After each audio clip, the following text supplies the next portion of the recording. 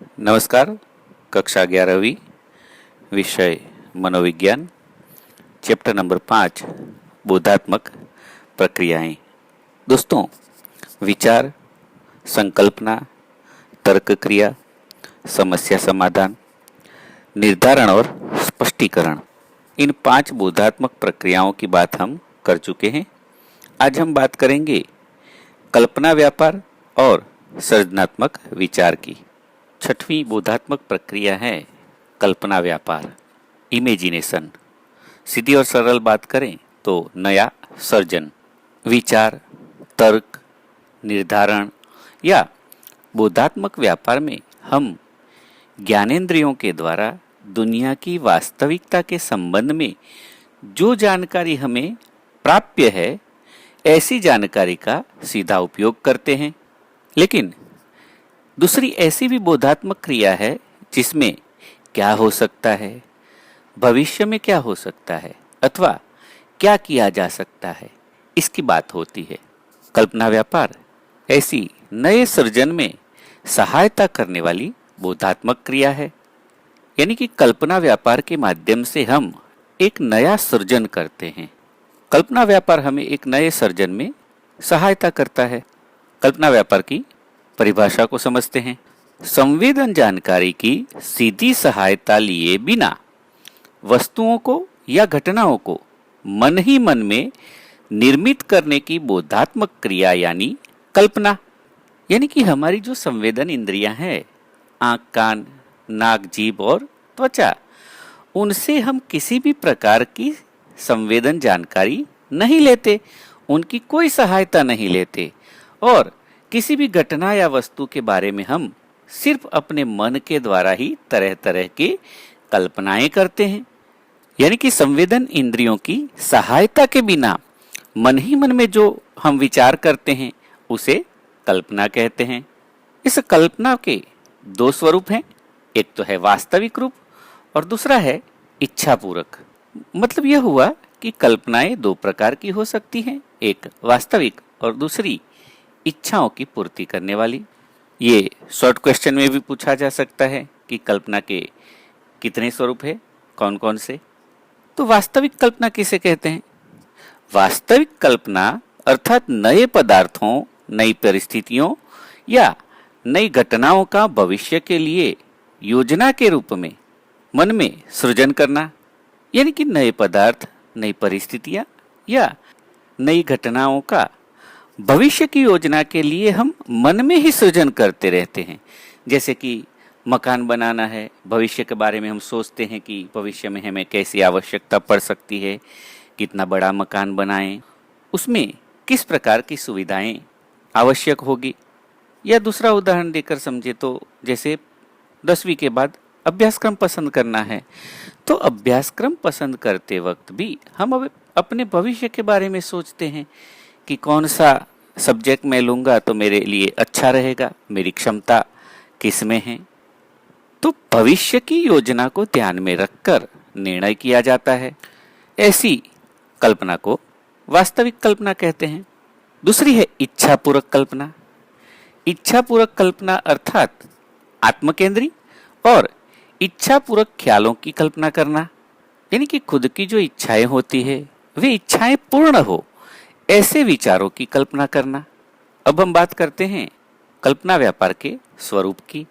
कल्पना एक बोधात्मक क्रिया है। कल्पना एक बोधात्मक क्रिया है क्योंकि इसमें हम कुछ नई समझ को जोड़ते हैं। भूतकाल की घटना जो हुई थी उसमें जो समस्या थी, वैसी ही समस्या अभी उत्पन्न हो जाए तो उन दोनों को हम जोड़ते हैं और फिर उपाय खोज निकालते हैं कल्पना के माध्यम से। यानी कि कुछ समझ जोड़ते हैं उसमें, और इसीलिए कल्पना बोधात्मक क्रिया है। कल्पना करने में ज्ञानेंद्रियों के द्वारा प्राप्त संवेदना रूपी जानकारी का सीधा उपयोग नहीं किया जाता है, क्योंकि कल्पना व्यापार में हम हमारी जो संवेदन इंद्रियां हैं उससे कोई भी जानकारी का उपयोग नहीं करते। हम नई नई कल्पनाएं, नए नए विचार करते हैं, संवेदन जानकारी का उपयोग नहीं करते। कल्पना करते समय भूतकाल में हुए अलग अलग अनुभवों के तत्वों को अलग करके और आवश्यकता अनुसार जोड़कर देखते हैं। जैसे दो चीजों को अलग कर देना या दो चीजों को एक साथ जोड़ देना। एक चित्र ऐसा आता है जिसमें मस्तक जो है वह घोड़े का होता है और नीचे का भाग मनुष्य का। ऐसा ही एक और उदाहरण समझना हो तो नृसिंह अवतार, नृसिंह में भी नीचे का जो धड़ है वह मनुष्य का और मस्तक जो है वह सिंह का है। इस प्रकार कुछ अलग कर देना और कुछ नया जोड़ देना, ऐसा कल्पना व्यापार में हम अपनी आवश्यकता अनुसार कर लेते हैं। कल्पना करते समय मन में दृश्य एवं आवाज की प्रतिमा निर्मित होती है। यानी हम जिस प्रकार की कल्पना करते हैं उससे जुड़ी हुई जो आवाजें होती है, ऐसे दृश्य होते हैं, वो हमारे मन में चित्रित होते जाते हैं। जैसे कि हम समुद्र की कल्पना करते हैं तो समुद्र की लहरें उछलती हैं, कूदती है, उसकी जो गुगवाट है, उसकी तेज आवाज, हवा का बहना, ये सारे दृश्य और उसकी आवाजें हमारे मन में चित्रित होती है। यानी कि हमारे मन में एक दृश्य निर्माण होता है। कल्पना एक सृजनात्मक क्रिया है। इसमें हम मन ही मन में कुछ नया बनाते हैं, नया सर्जन करते हैं। जैसे कि घर बनाना है तो उसके संबंध में जो आर्किटेक्ट होता है वह कल्पना करता है और उसका एक नक्शा बनाता है। संगीतकार जो होता है वह मन में स्वरों को लगाता है और एक नई धुन बनाता है। लेखक कवि जो होते हैं वे भी तरह तरह की कल्पनाएं करके साहित्य सृजन करते हैं। उसके अलावा भी यंत्र हो, मोबाइल या तरह तरह की फैशन की डिज़ाइनें होती हैं या मोटर व्हीकल की जो डिज़ाइन होती है, ये कल्पना के माध्यम से बनाई जाती हैं। कई कल्पनाएं वस्तु, व्यक्ति, स्थल, परिस्थितियों या घटनाओं के संबंध में होती हैं। जैसे कि हमें परीक्षा या इंटरव्यू देने के लिए जाना है तो हम उसके बारे में कल्पना करते हैं, क्या पूछेंगे, कैसे पूछेंगे, या परीक्षा है तो इसमें क्या आएगा, क्या पूछा जाएगा, उसका क्या जवाब देंगे। इस प्रकार हम इसकी वास्तविक कल्पना करते हैं। अब बात करते हैं कल्पनावर्धक घटक की, यानी कि कल्पना को कैसे विकसित किया जा सकता है। दोस्तों, कम उम्र में अधिक कल्पनाएं आती है और जैसे जैसे व्यक्ति की उम्र बढ़ती जाती है वैसे वैसे कल्पना कम होती जाती है।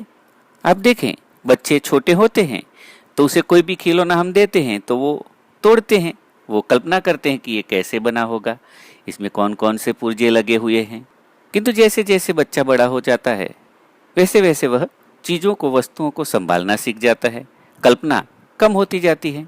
अगर हम अपनी कल्पना व्यापार को बढ़ाना चाहते हैं तो भूतकाल के अनुभवों की स्मृति की सहायता लेने पर हम कल्पना में वैविध्य ला सकते हैं और हमारी कल्पनाओं को प्रभावशाली भी बना सकते हैं।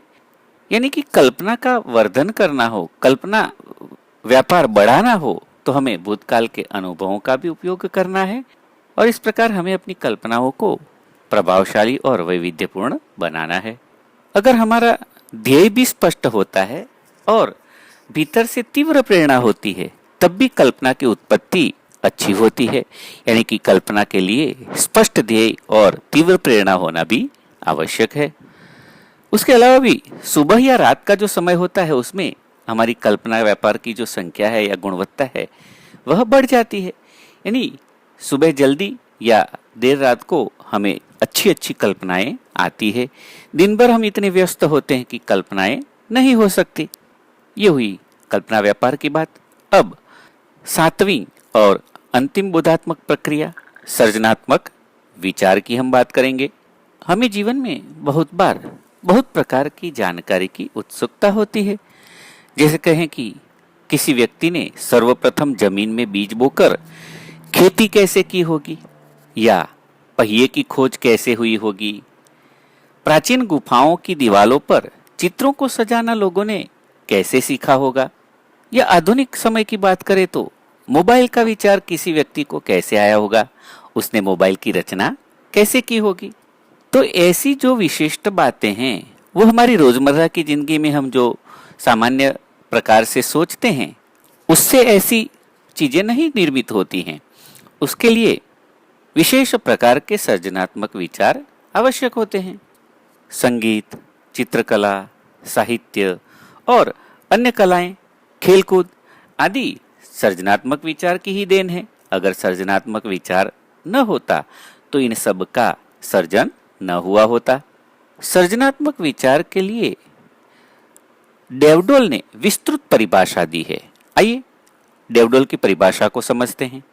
सृजनात्मक विचार अथवा सृजनात्मकता यह किसी व्यक्ति की ऐसी क्षमता को कह सकते हैं जिससे वह व्यक्ति अस्तित्व में न हो ऐसी और नई चीजों, रचनाओं या विचारों को जन्म देता है। यह एक काल्पनिक क्रिया या विचारों का संश्लेषण हो सकता है। इसमें पूर्व अनुभवों से प्राप्त हुई जानकारियों का एक नया प्रकार और सम्मिश्रण सम्मिलित हो सकता है। यह एक निराधार स्वप्न चित्र न होकर उद्देश्यपूर्ण हो सकता है। यह वैज्ञानिक, कलात्मक या साहित्यिक रचना के रूप में हो सकता है। डेवडोल ने 1956 में यह परिभाषा दी सृजनात्मक विचार की। वे बताते हैं कि सृजनात्मक विचार मतलब कि जो अस्तित्व में ही न हो ऐसी चीजों के बारे में सोचना और ऐसी चीजों को जन्म देना। उसके लिए विचारों का संश्लेषण भी हो सकता है और पूर्व अनुभवों से प्राप्त जानकारियों का भी इसमें मिश्रण हो सकता है। डेवडोल कहते हैं कि ये निराधार स्वप्न चित्र नहीं होता, इसमें एक निश्चित उद्देश्य को लेकर विचार किया जाता है और इसीलिए उसे सृजनात्मक विचार कहते हैं, क्योंकि इसके गहरे में कुछ नया सर्जन करने की दृष्टि होती है। जो वैज्ञानिक होते हैं, जो नई नई खोजें करते हैं, वे सृजनात्मक विचार के माध्यम से करते हैं। या कलाकारों की बात करें तो नया चित्र बनाना, संगीत के नए राग का सर्जन करना, नई फिल्में बनाना, ये कला में सृजनात्मक विचार का ही योगदान होता है। इसके अलावा साहित्य सर्जन की बात करें तो नया लेखन, नई कविता या नए उपन्यास का सर्जन करना, इन सब में सृजनात्मक विचार मुख्य रूप से होता है। अब सृजनात्मक विचार के स्वरूप की बात करते हैं। समस्या समाधान के लिए नवीन और मौलिक विचार या समाधानों का सर्जन होने से अन्य विचारों से ये अलग है। यानी कि जब कोई समस्या उत्पन्न होती है तो उसके बारे में हम नवीन और मौलिक विचारों से समाधान की खोज करते हैं। जैसे कि बाढ़ आती है तो बहुत नुकसान होता है, तो बाढ़ से होने वाले नुकसान से कैसे बचा जाए उसके विषय में सोचना, ये नवीनता और मौलिकता के साथ सोचा जाता है और इसीलिए इसे सृजनात्मक विचार कहते हैं। नवीनता और मौलिकता सृजनात्मक विचार के महत्वपूर्ण लक्षण है। हमें किसी विषय पर व्याख्यान देना है या काव्य सर्जन करना है या कोई नया डिजाइन बनाना है या इंजीनियर को कोई बांध या मकान का नक्शा बनाना है, तब नवीन और मौलिक विचार होते हैं और उसी पर नया सर्जन होता है। सृजनात्मक विचार हमेशा विशिष्ट या खास कार्यों में ही दिखाई दे यह आवश्यक नहीं है। यानी किसी खास या विशिष्ट कार्य में ही सर्जकता होती है ऐसा नहीं होता। छोटी छोटी चीजों या बातों में भी सृजनात्मकता हो सकती है। सृजनात्मक विचार जिनका पहले से अस्तित्व न हो ऐसे विचारों या समाधानों की मौलिकता और अनोखेपन के साथ संबंधित है। यानी कि जो पहले कभी हुआ ही नहीं है, ऐसे कुछ नए विषय या वस्तु के बारे में व्यक्ति सोचता है और इसीलिए उसमें मौलिकता और अनोखापन होता है। ब्रूनर सृजनात्मक सोच को प्रभावकारी आश्चर्य के रूप में बताते हैं। यानी कि सृजनात्मक सोच एक प्रभावकारी आश्चर्य है, इफेक्टिव सरप्राइज, क्योंकि नया सोचते सोचते सोचते आखिर एक ऐसे स्थान पर पहुंचते हैं कि हमें एकदम आश्चर्यजनक चीज की प्राप्ति होती है। कोई भी विचार तभी सृजनात्मक कहा जा सकता है जब वह विचार वास्तविकता की ओर अभिमुख, उपयुक्त, रचनात्मक तथा सामाजिक रूप से इच्छनीय हो। यानी कि हम जो भी सोचते हैं वो सर्जन करने वाला होना चाहिए, नष्ट करने वाला नहीं। यानी कि सृजनात्मक विचार के माध्यम से वास्तविकता प्रदर्शित होनी चाहिए और वह योग्य होना चाहिए, साथ साथ वह रचनात्मक और सामाजिक रूप से इच्छनीय होना चाहिए। सृजनात्मक संशोधन के क्षेत्र के अग्रगण्य माने जाने वाले जेपी गिलफर्ड ने दो प्रकार के सृजनात्मक विचार बताए हैं। एक तो है केंद्रगामी विचार और दूसरा है विकेंद्री विचार। केंद्रगामी विचार किनको कहेंगे? उदाहरण के रूप में समझे तो जैसे कि 3, 6, 9। अब इसके आगे कौन सी संख्या आएगी?